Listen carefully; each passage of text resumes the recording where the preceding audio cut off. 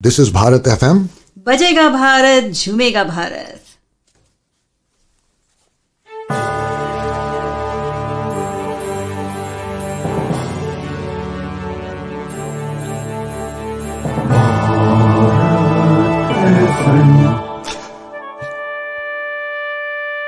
ये है Bharat FM.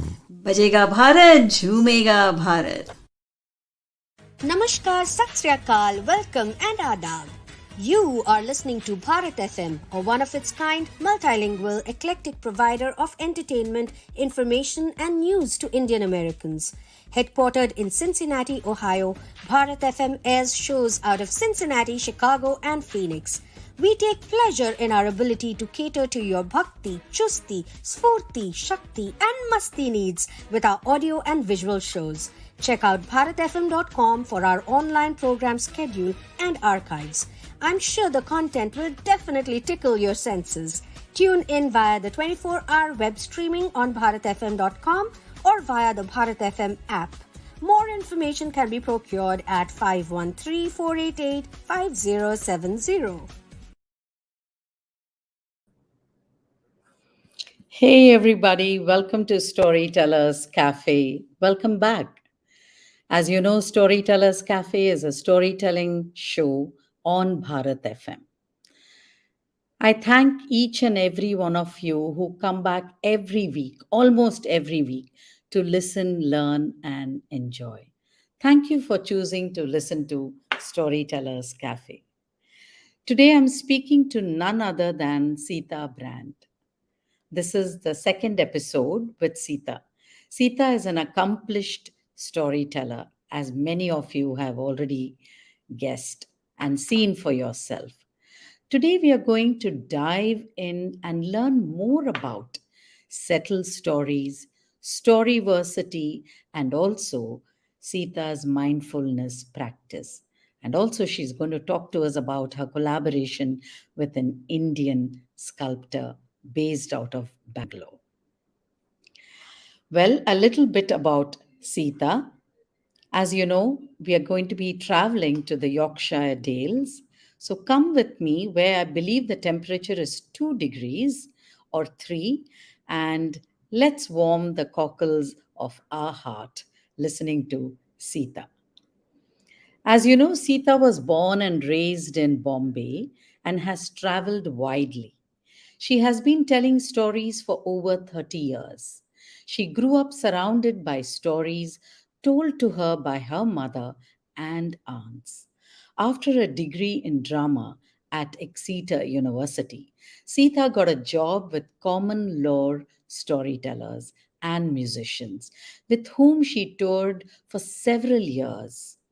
Since then, she has worked as an actress, director, dramaturg, producer, and arts and heritage consultant for a range of organizations in the UK, India, and Southeast Asia. After a career in theatre, Sita settled in Yorkshire Dales for a quiet life but ended up establishing Settled Stories. Sita has written and performed several one woman shows, including Memories of an Indian Childhood and The Present Moment. Her first interactive fiction for children, named Down the Rabbit Hole, launched in 2018. Her first children's book, The Dragon's Pearl, was published by Settled Stories Press in 2018. Sita is currently working on a new storytelling show, Bombs at My Feet, about her experiences in Laos. For many years, Sita has been a student of the Zen master Thich Nhat Hanh. In 2005, Sita journeyed through Vietnam with him and an international delegation of monks and nuns to record and present a program for BBC Radio 4 about him, named The Vietnamese Buddha. She uses her extensive knowledge of mindfulness meditation to run live and online retreats using mindfulness and creativity. Sita founded Settle Stories in 2010. The company works with exceptional artists to create transformative experiences for people and communities. The company runs Yorkshire Festival of Story, the largest free storytelling festival online globally, and an extensive learning program. In 2021, Settled Stories reached 85,000 young people through their school's program. Her recent project is Storyversity, a new online platform that teaches people to tell stories so they can make a difference.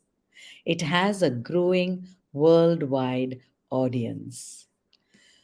So please welcome to Storytellers Cafe, Sita Brand.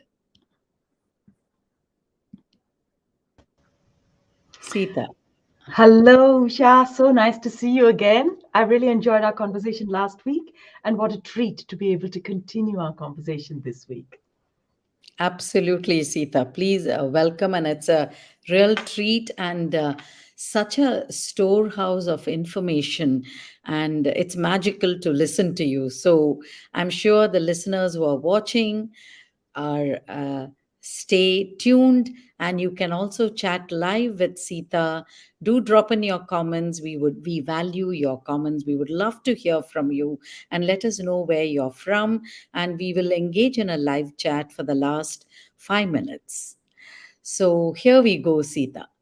So, where we left off, you spoke about settled stories and Mhm. also the Yorkshire Festival. And you showed us beautiful slides and pictures of the festival. So, what do you have for us today?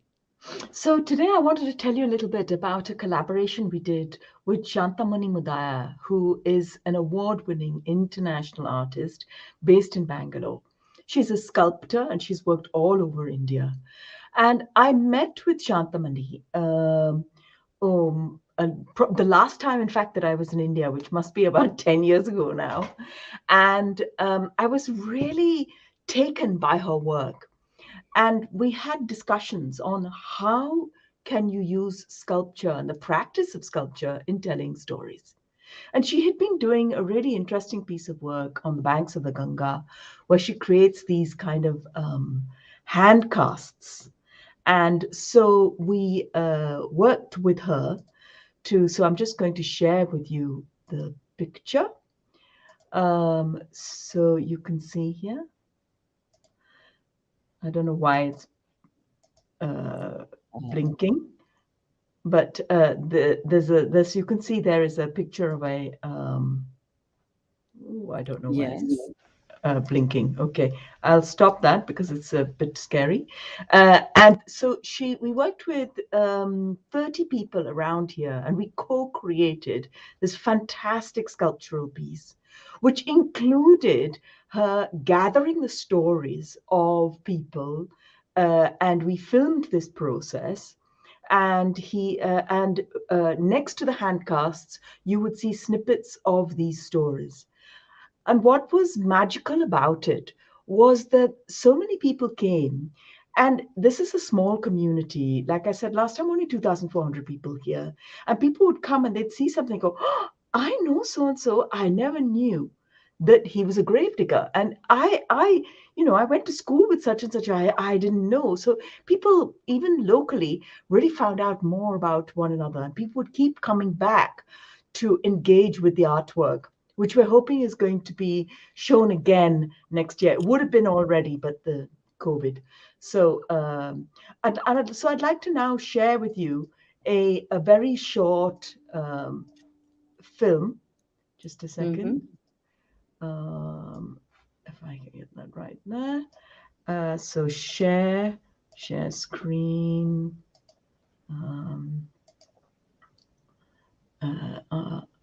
Okay, so hopefully this is coming. Yes. Yeah. So then, why is that not? Now try. Why is this not working? Here we go. About 5 years ago, I met Shantamani, the artist, in Bangalore.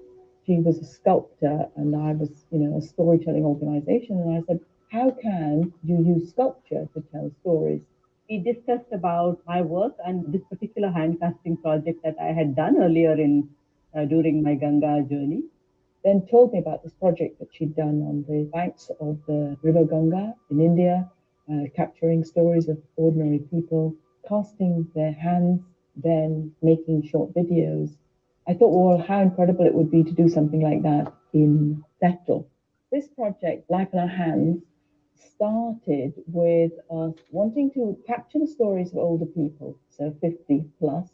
We want, a range of different voices, and tried to have a sense of different views and a different way of looking at the world. Because if we don't capture their stories now, then it could be too late. Camera has certain kind of power. When you actually go and put a camera and talk to them, they become really a subject. Here, I really didn't wanted that to happen. I really wanted to create a space where camera becomes a third entity, and the person who's narrating and the person who's listening becomes part of it. So it is the way they can actually share their personal stories and journeys. The idea of casting hand was about getting them to sit down. So you sit down with them and you are actually holding the hand. There is an intimate space between you and the narrator. So far it's been very interesting to see how they actually feel at ease when you're actually touching their hands, when you're actually making the mold. The warmth and the texture and the coldness of the plaster, the heat that it generates after a while, it changes the way a person narrates their story. I think we have always tried to put people at their ease. Often we're interviewing people in their own spaces, their own homes or workspaces, places where they feel comfortable. You have to be in that space of sharing. It's no longer about narration, but it's about sharing. Once the hand is casted, I bring it back to the joinery where we actually strengthen the plaster cast by pouring a little more of plaster around it. They make cotton rag pulp, form a wet sheet, press that into the mold. Within 3 weeks, I think it dries up, and then we have this impression of their hand. People have talked about farming, about sheep, about wool, about the challenges of the internet and the digital revolution. The challenges that ordinary local working people face are some of the subjects that have been touched on. And then the changes as well, how the place has changed. Their personal stories are something that actually kind of construct what this town is about. Once you put the whole thing together, you actually can see how each one's contribution matters, no matter who they are. I've heard about people's passions, the things that inspire them, and how they view and see the community that we all live within. Listening to their stories, I have seen the kind of caring that one has within the community. And it's a big hope when I meet a farmer who has a great concern about what will be the next or what will be ecologically right thing to do. It is really about caring the future. Everybody that we've spoken to has felt a real love for Settle, a real love for this community, for the Dales. In the end, I think that all these portraits have shown me is how much everyone cares about each other within this small community.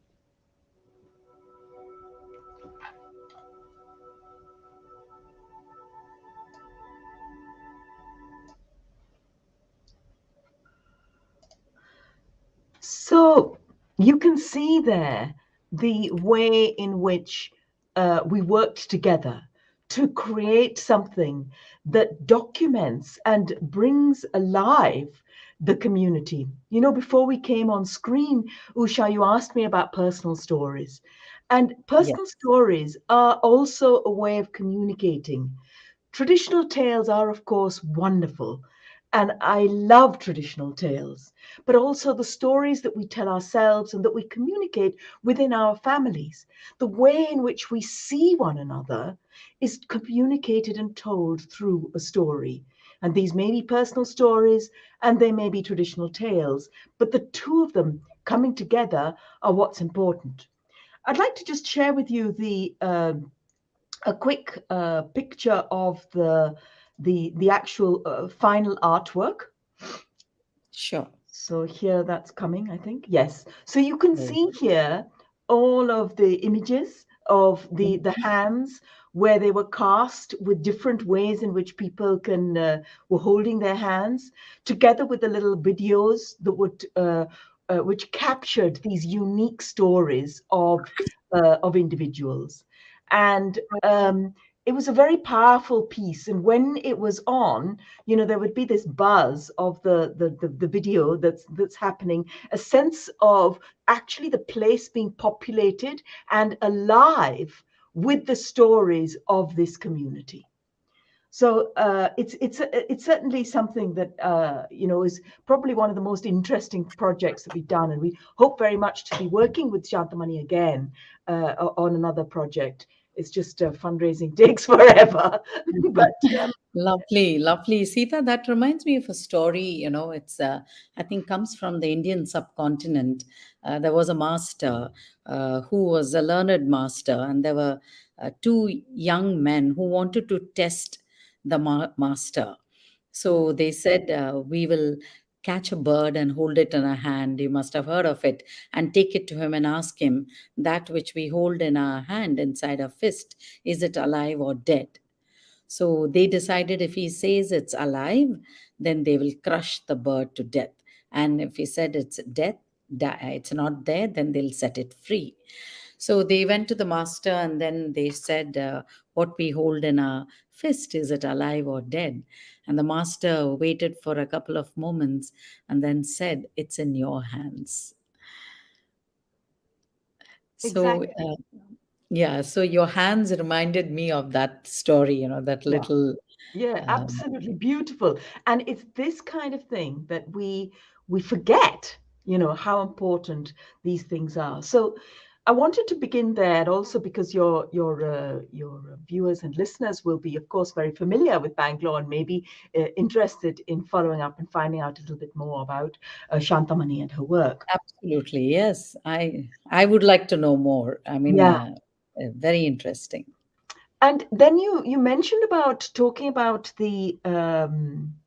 our retreats and this use of Yes. mindfulness. So going back to this thing around personal stories, Hmm. we are so full in our minds all the time with a chatter of voices that never stops. It's like there are stories always in our head, no matter who we are. It could be you and me, it could be a businessman, it can be a rickshaw driver, it can be the vegetable seller, it can be whoever, an athlete, but there are stories that just continue in our heads. And sometimes there's so much going on that we can't face or even be present with who we are. My teacher, Thich Nhat Hanh, the Zen master who sadly passed away about 3 weeks ago, I think it was now, at the age of 95, was an inspirational man who really taught us and his many students, his thousands and thousands and the hundreds of thousands of students around the world, the importance of being able to be still and be able to listen to what is going on. If you're a storyteller and you stand up in front of an audience, you've got the smattering of a story, and then you are extemporizing with the audience in front of you. But you have to be awake and you can't be asleep. Otherwise, you will get halfway through the story and go, what was I saying? I've got no idea. Then you get lost. That happens, isn't it? Yes. Yeah. And it's like this sense of being really awake and alive. So about 6-7 years ago, maybe even longer now, maybe 8 years ago, we began to experiment, myself and a poet and writer, Pete Armstrong, who had also trained with Thich Nhat Hanh, of using mindfulness exercises, of being really present, to then use these exercises as a way of actually sitting with and delving into our own personal creativity and our own story. So we can find our own story when we actually really stop and we're not distracted by what's going on around us. So we've run many retreats on creative writing and mindfulness, and more recently I've been exploring as well traditional stories. So the stories that we tell and that we all know, whether it be Cinderella or Rumpelstiltskin or whatever, that we actually look at these old traditional tales, look at the meanings within those tales, and using them as a springboard to connect to ourselves and our story. Yes, absolutely. I had done last year Finding the Gold Within the Story, a workshop with one of the senior storytellers based in United States. And then I found that that story was a reflection. Why was I drawn to that particular folk tale? Yeah. Somewhere it resonated with me, my life, my own story. Yeah. So when you go deeper into your story, that's when you really establish a connect.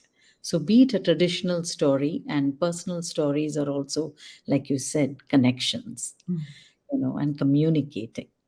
Mm. Yeah, Yes. very much so. These things really they come together, and there's a way in which we can start to deeply reflect on ourselves. I also did a course with the Assisi Institute last year in the art of archetypal fairy tale analysis. So I did this certificate course, and I've been working as well with a Jungian analyst in unpicking stories and looking at what the archetypes of the stories have to tell us. And we use some of these techniques as well in a set of retreats that we've been running. So the next one I think is going to be in April, about Red Riding Hood. And so again, a story that we all know, but looking at it differently and looking at how we apply it to our lives, how we find, looking at the big bad wolf in our lives, how do we have the courage to stand up to the big bad wolf in our life? What is the skills that we need to do?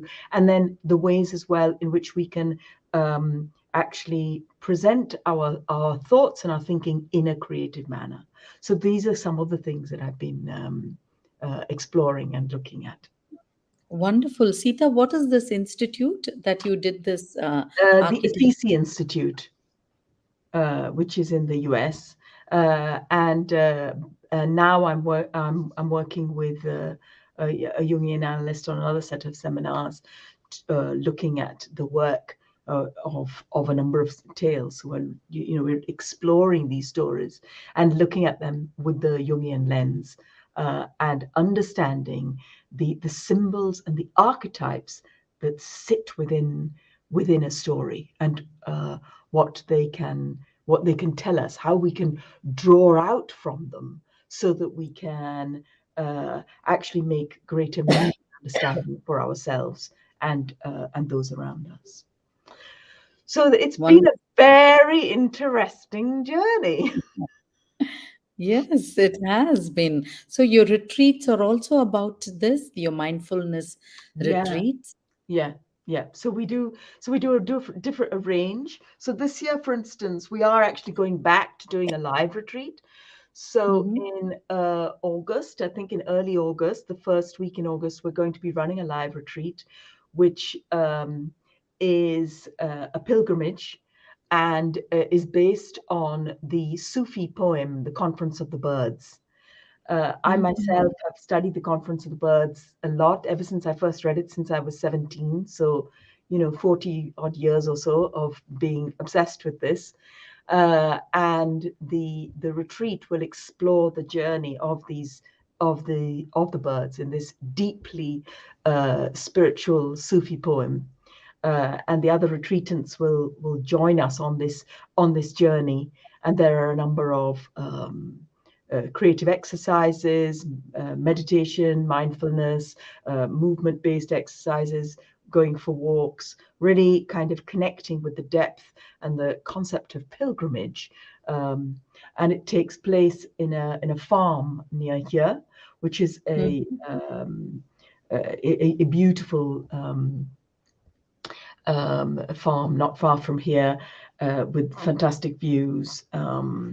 and its own wood, and it's it's gorgeous. Sounds interesting. Do let me know so that I can, share it Yeah.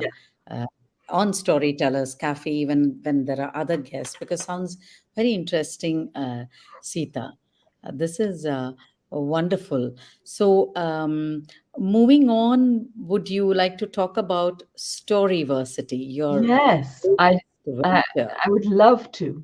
So let me tell you a little bit about Storyversity and how it came about. So when the pandemic struck and changed the lives of the whole world, um, and looking at the way in which we tell it catapulted a project that I'd had in mind. So I'd had this idea for many years. And early, I think I said week, I said, in early 2019, we'd experimented already with doing this live online hybrid performance. And but I was also interested in how one does the training as well, how one does the workshops and training, and looking at self-directed training and workshops. Because, as you will know, even with people attending the Storytellers Cafe, is that we can't all be here at the same time because we're at the Chennai Festival, or we're doing this, we're doing that. It's a bit busy, but we want to catch it. So we want to engage. So what's the way of doing this? So I began to look at how you could start to teach different aspects of storytelling within the concept of a self-directed courses. So I'm sure that many of your listeners will have come across platforms like masterclass.com or Udemy or Domestika. And this is similar in that Storyversity, we went through so many names. I tell you, we went through so many names. And then it was my brother actually who came up with the name. I was talking to him. I said, "Oh, Krishna, I've got School of Story, Story of School, Story of this, virtual." And he said, the University of Story, the Story University. He said, "Why don't you put the two words together? Make it Storyversity." I went, "Brilliant, yes." So Storyversity was born, and then we tested it with people, and they went, "Yes, I love it, I love it."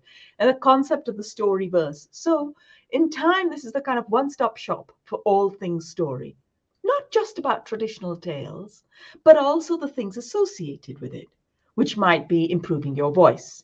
It might be also creative writing and things. We talked before about creative writing and mindfulness retreats. So Pete actually runs a course on Storyversity called The Writer's Way, which is again using meditation, mindfulness for you to draw out and find your own personal story.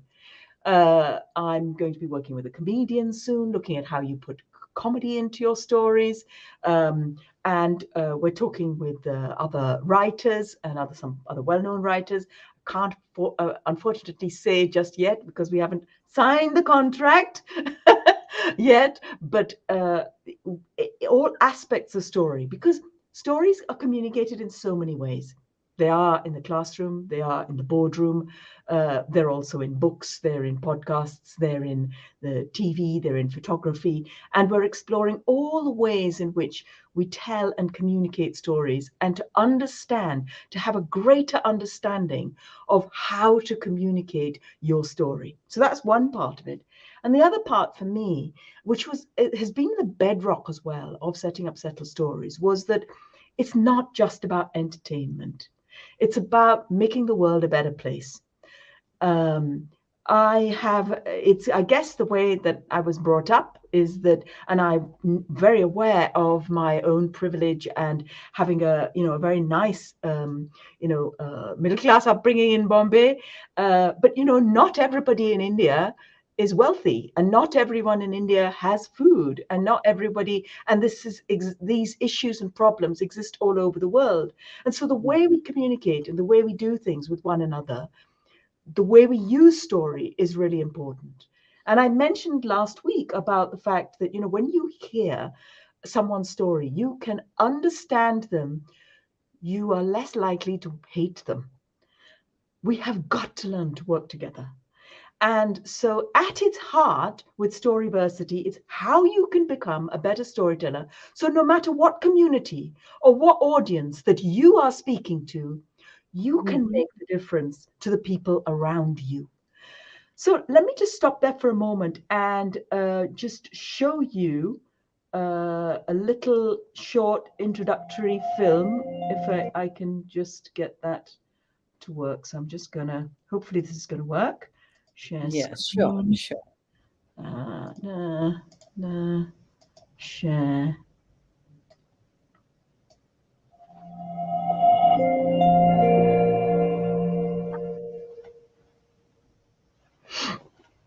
Hello, my name is Caroline Parker. I'm an actress.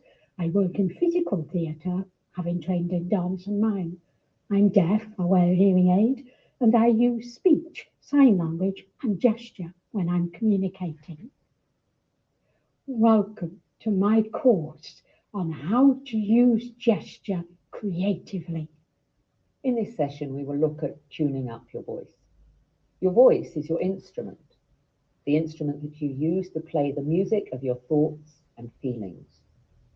This session will give you an overview of how the voice works and tools to develop and maintain vocal health, stamina, clarity, and expression. You will leave the session with simple tools and exercises that you can easily fit into your day. Hi, welcome back. In this video, we're going to be looking at the idea of universal archetypes and how we can use those to build characters. Now, the idea of universal archetypes is nothing new. We see it in performance traditions all over the world. Theatre styles like the Italian Commedia dell'arte or the Japanese No theatre or ancient Greek theatre, or in the UK, the traditional pantomime, all use this idea of archetypal characters that the audience immediately know how to respond and react to. As soon as the hero enters the stage, the audience know who they are and what they stand for. As soon as the villain enters the stage, the audience know to boo before they've even begun talking. And as soon as the comic relief enter the stage, the audience know that the tone has changed and they're in for a laugh.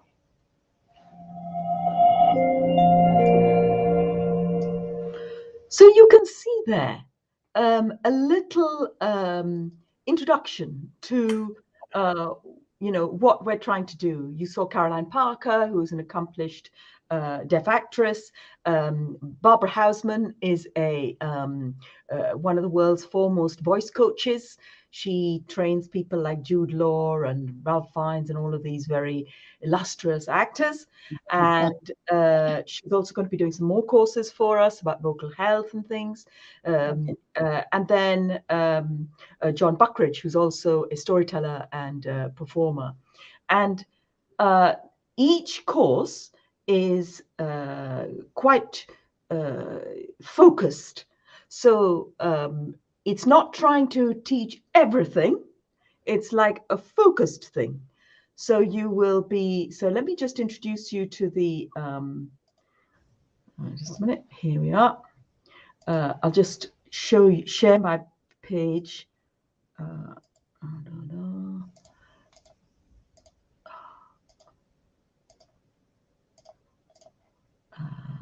Okay, so hopefully this will come.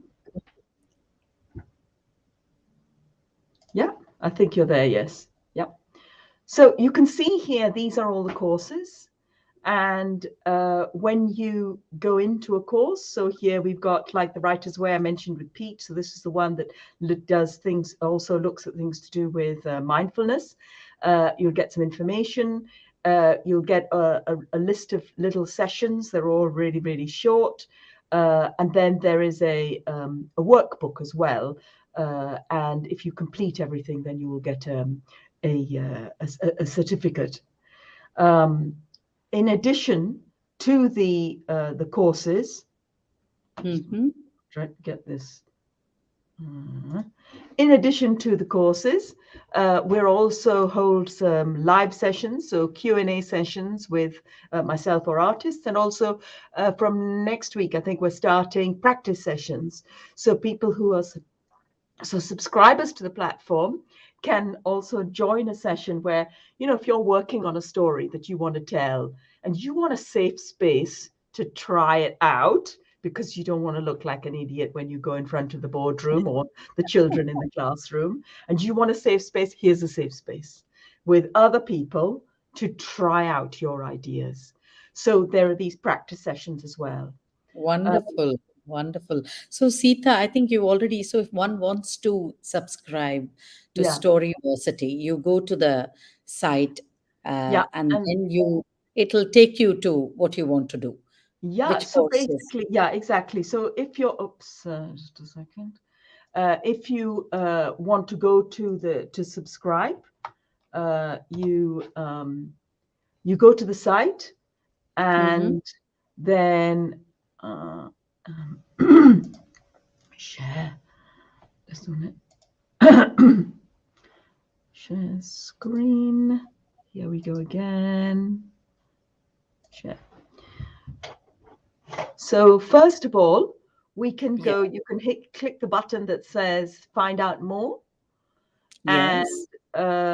that's if you're signing in. Oops, sign out more here.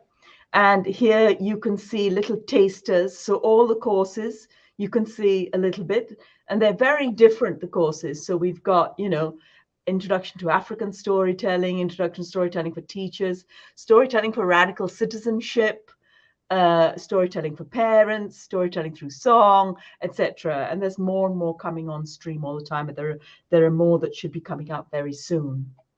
Oh, wonderful. In addition to wait a minute, let me just show you one more thing.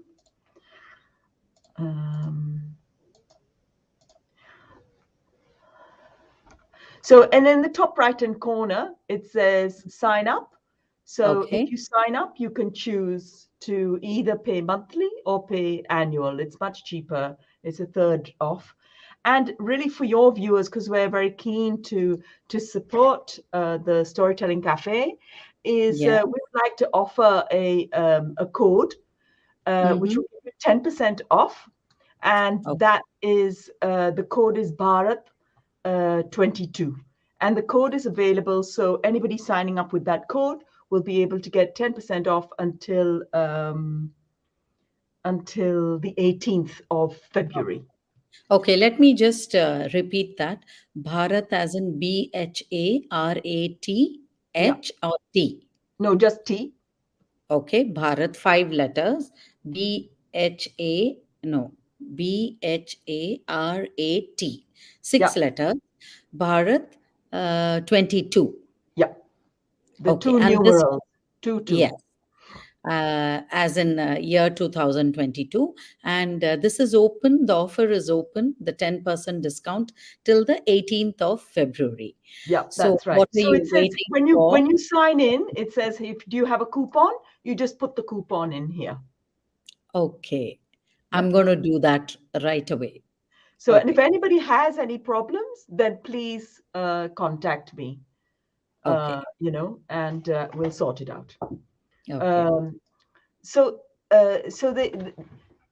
in addition, as well, is Mhm. one of the things that I also felt very strongly about, famous people. So, Mhm. whether it's your Michael Caine or your Lata Mangeshkar or whatever, their lives are fully documented. What they thought, there are books about them, there are TV programs, radio programs, films, etc., etc., etc. We know so much. But, the storytellers like you and me, we're not really interviewed so much. So one of the things I was also keen on was actually interviewing the artists so that they could talk a little bit about their own lives. So actually within each of the module, with each of the courses, at the end of a course, nearly always there is a little a short video, which is an interview with an artist, them talking about how they came into, whether it was storytelling or writing, and how they use story, and about their practice and what they like about it, etc. So it just gives you a little bit more kind of flavor of the world that they're inhabiting, and what they have to say about their lives. And sometimes it's also even within the courses as well, about the different types of stories and different types of storytelling, so we can actually understand one another. So I think we have a little time. I'll play you one more quick clip. And Sure. so this is from Usifu Jallo, who is from Sierra Leone. And Yes. he is sharing with us, talking about African stories. So hopefully this is going to work. So when we talk of African storytelling overall, you have two types of storytellers. You have the family type of storytelling, which is the one I went through with my grandmother and uncles and so on. That's the family type. Then we have the Jalis. So who are the Jalis? The Jalis are historians. They are the keepers of our culture, of our history, the history of the kings, the history of important families right across the West African society. And I specifically use the word West African society because I want to focus a little bit on those Jalis in West Africa. There are, of course, others in other parts of Africa, whether it's in the east or in the south of Africa. But for now, I'm trying to look at the ones in the west part of Africa.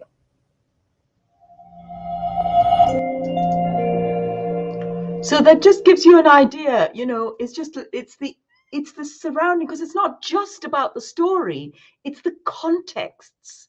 And when we understand the contexts in which we are all navigating, we have a better understanding of different people and different communities and how best to live together.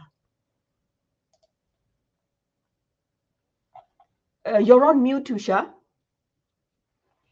I'm so amazed and so happy, that you started this Storyversity. And this is to enable storytellers and just to give them that little heads up, that edge, to fine tune their craft, and to get kind of, would you call these master classes that you have that they can sign up and get to, learn that from people who are experts in that field. This is wonderful. What a brilliant idea. What a brilliant idea. I'm so glad you like it. And it is something, we've done it as well, like a subscription format, so that basically you get everything. You get everything, you finish a course, and then you think, what do I want to learn now?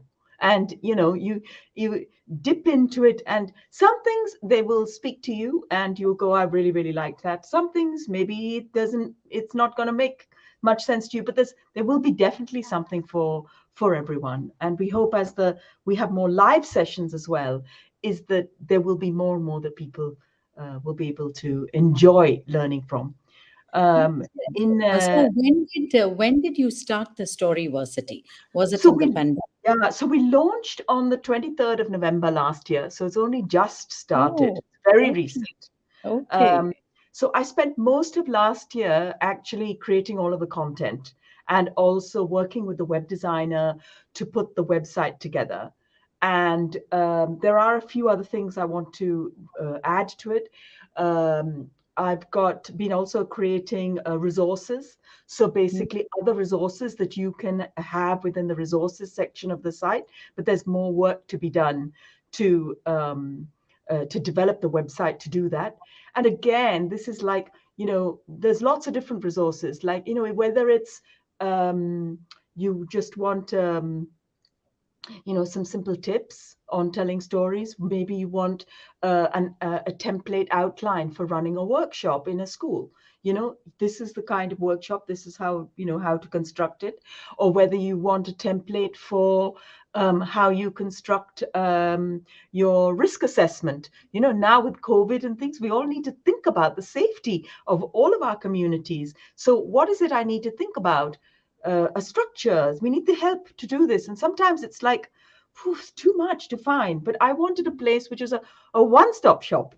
So that's the dream. As I say, we've just launched, so we're not, we haven't fully achieved the dream yet.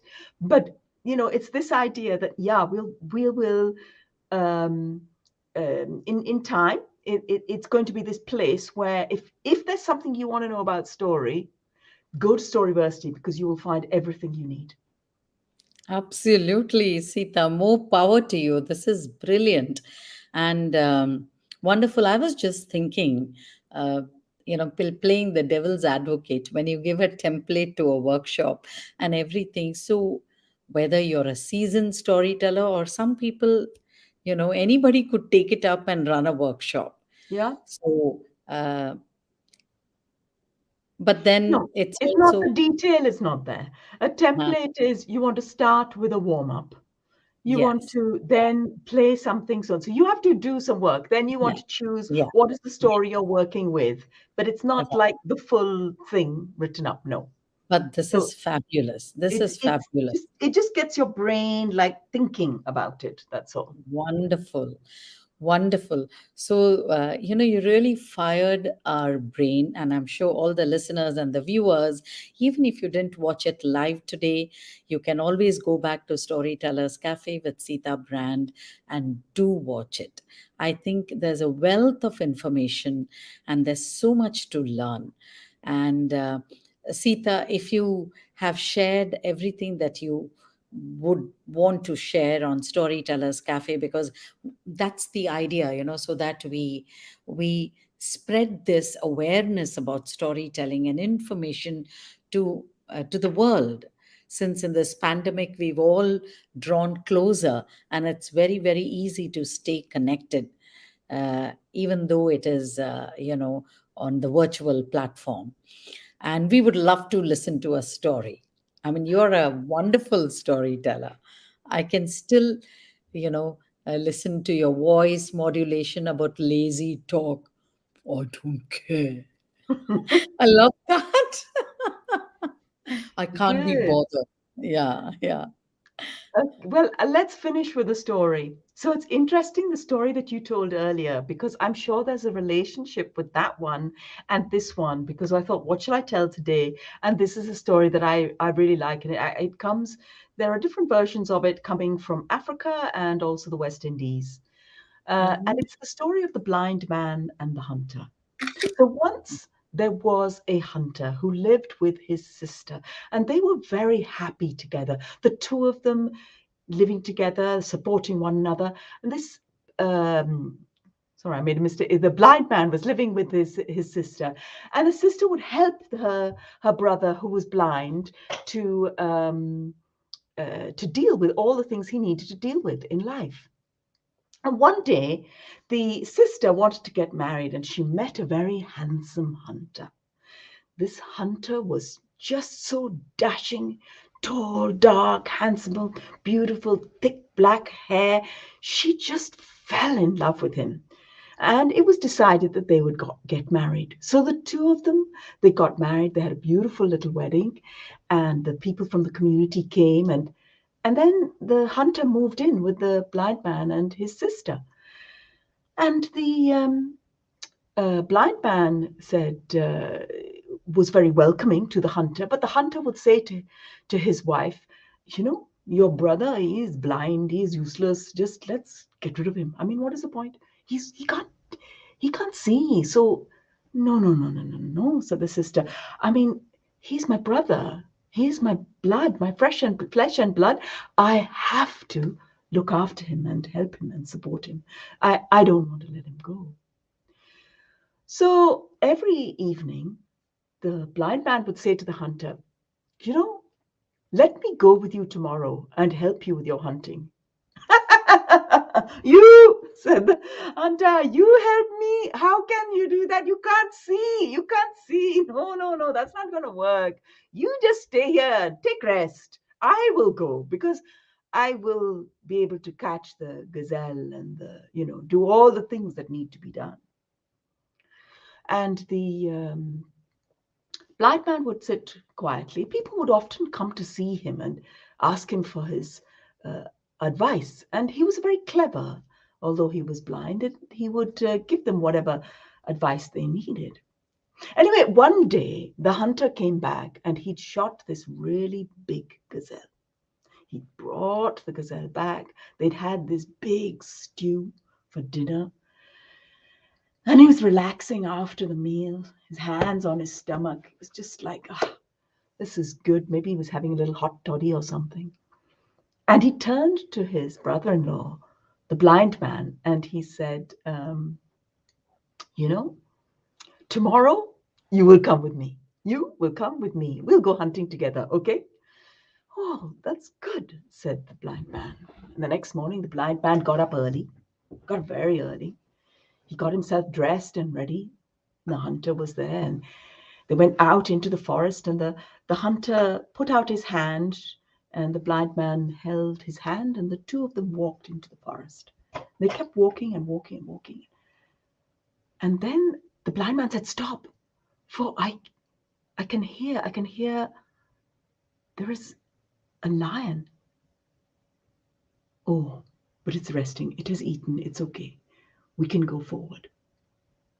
So they crept forward slowly, stepping on the leaves and the twigs carefully. And sure enough, there was a lion there, having eaten a wild boar, and was now lying asleep, and its tail flicking away the flies. "How did you know that?" said the hunter. "Ah," said the blind man, "that is because I see with my ears." They continued walking. And then again, the blind man held hold the hunter's hand tightly and said, "Stop, stop, for I can hear an elephant." "A she-elephant?" "No, it's okay. She's by the river and she is throwing water on herself and her baby elephants."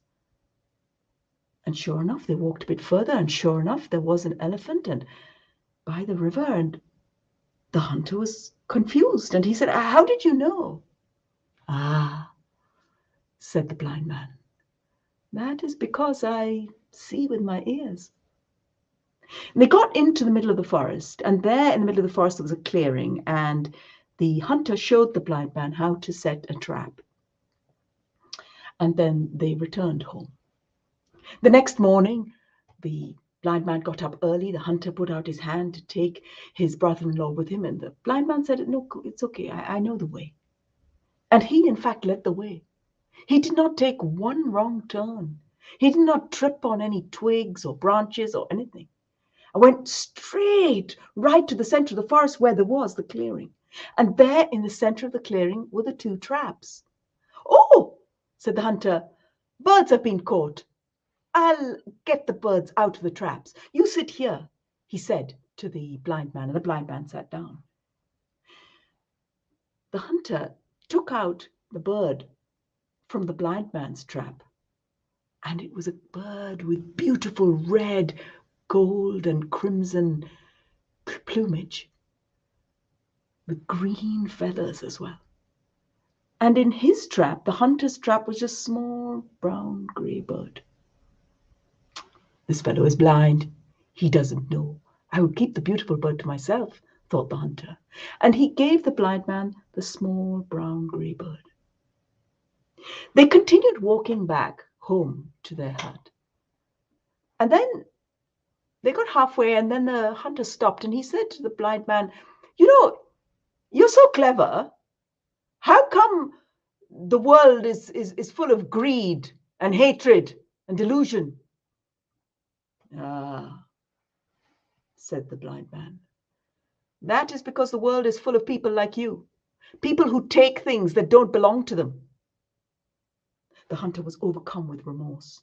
He took the small grey bird from the blind man, and he, holding the beautiful bird with gold, red, crimson, and green plumage, gave it to the blind man, and they continued walking. They hadn't been walking very long, maybe another 10 or 15 minutes, when once more the hunter stopped, and he turned to the blind man and he said, "You know, you're so clever. Why is there love and joy in the world?" "Ah," said the blind man, "that is because the world is full of people like you, people who learn from their mistakes." The two of them walked home together. That evening they ate well together. And whenever anyone came to see the blind man after that, his brother-in-law, the hunter, would put his arm around him and say to them, "He is very wise, for he sees with his ears and he hears with his heart." Thank you. Thank you, Sita. What a lovely story. What a lovely story. You see with your ears and you hear with your heart. Beautiful. Beautiful. Yeah, for me, that's one of my favorite stories. There are lots of versions available. There's a lovely version by Hugh Lupton. And it's back to this thing about understanding and change, that when you hear this story, when I tell that story to children in schools, they stop, they reflect, and they think. And that's the magic and the power of story. Absolutely. Can you tell us the name of the story once again? Just the Yeah, it's The title? Blind Man and the Hunter. Okay. The Blind Man and the Hunter. Yeah, Thank and there you. are lots of different versions available. Yes, truly a beautiful and a story to reflect upon and go deep within yourself. Yes, yes. Wonderful. See, you learn from your mistakes. That was the positive outcome of the story. You can, as long as you are aware of. Exactly. None of us are perfect. None of Yeah. us are perfect. But it's the fact that if we make a mistake, it's not that we make the mistake. It's how do we learn? How do we make something better? That's what's important. And it's a beautiful story for students, um, especially students. Of course, a beautiful story for every one of us. Even to forgive yourself, forgive ourselves. We don't forgive ourselves, and it's a lovely story, and especially for students because it gives so much of positive reinforcement through the story. Thank you, Sita, for really sharing. What a wonderful, wonderful 2 Sundays it's been. I've had a great time. Like I said, um, you were on my wish list of storytellers, and it took me almost 2 years to get you on Storytellers Cafe. But what a pleasure! What a pleasure! Thank you I would so like much. to. Sorry. No, I was just Yes. going to say thank you so much. And, if your listeners want to get in touch, then contacting me via Twitter or Facebook. So my Twitter is Sita Brand, and or it can be through Storyversity. Either one is fine. And similar, it's the same as well for Facebook. So yeah, please get in touch. Yes, I just have to reiterate the same. Please do get in touch. You can go and look up the site Settled Stories, Yorkshire Festival of Stories, and of course, Storyversity. And do get in touch. And do you plan to have a virtual festival this year, or will it Yeah, be a we are planning. We are at the moment in the fundraising phase to run a virtual festival, Mhm. probably again in November is the Okay. plan. Okay. So it would probably be again another sort of like 15, 16 days in November, similar to before. And we are talking to potential festival directors. We've been like to work with people who can bring a kind of different aspect to our telling, and it not being just about just telling stories, but also unpicking and unraveling the meanings behind them. So yes, cross fingers. Yes. It'll all happen.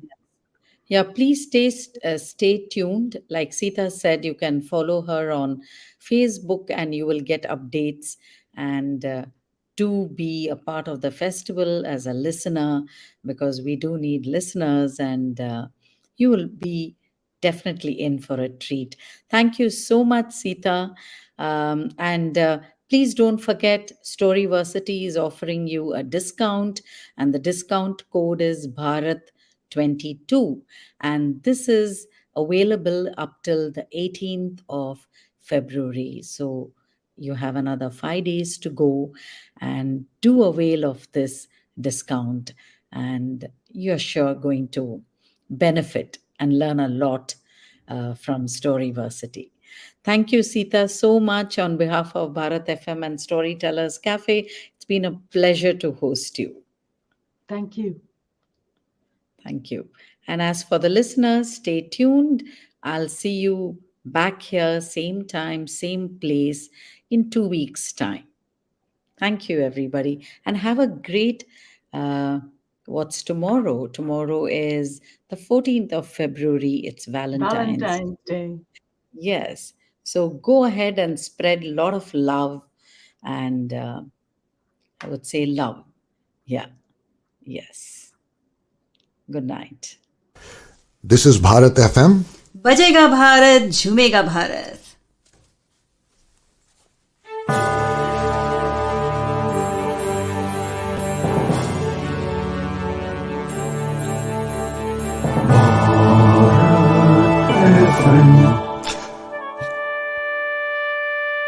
ये है Bharat FM. बजेगा भारत झूमेगा भारत.